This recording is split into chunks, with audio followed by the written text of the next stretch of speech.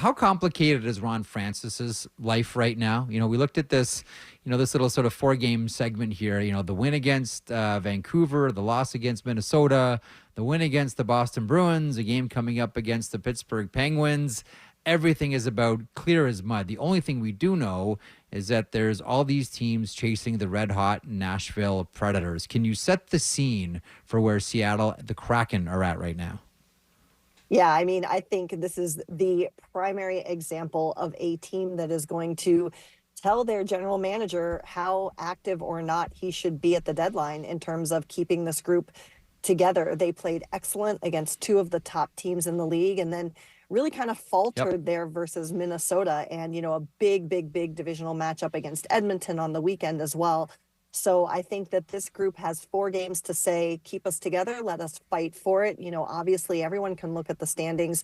Nashville is a question mark to me, a little bit. Calgary for sure, because you have to imagine they're going to move those free agents. They can't go through this again where they take them unsigned past the deadline.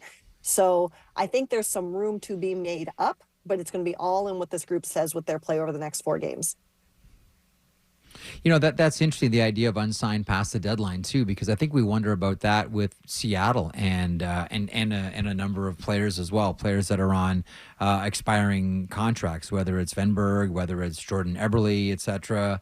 What are the decisions, just so our listeners and viewers have a sense here of, sort of who could the potential names be that are on the move if Ron Francis decides, it's not there for us this season?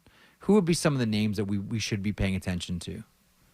Yeah, of course, we all, when we do this exercise, scroll down Cap Friendly and look at all the UFA boxes there. And, you mentioned Jordan Eberle. Obviously he's had a long career, but he still has it. He still has the skill. He still has the poise. He still has the ability to make big plays. He's a leader.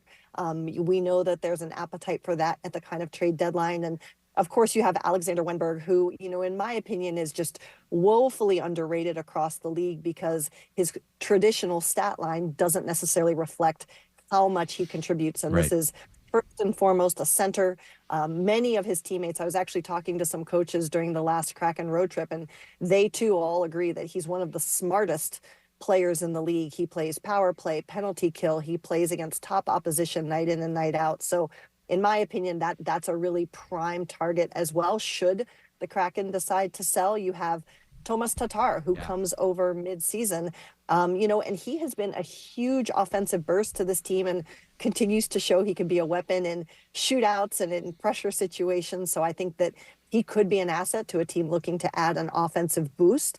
And on the back end, there's Justin Schultz, who, has been just a steady, reliable defender in his 2 years here, is a power play quarterback.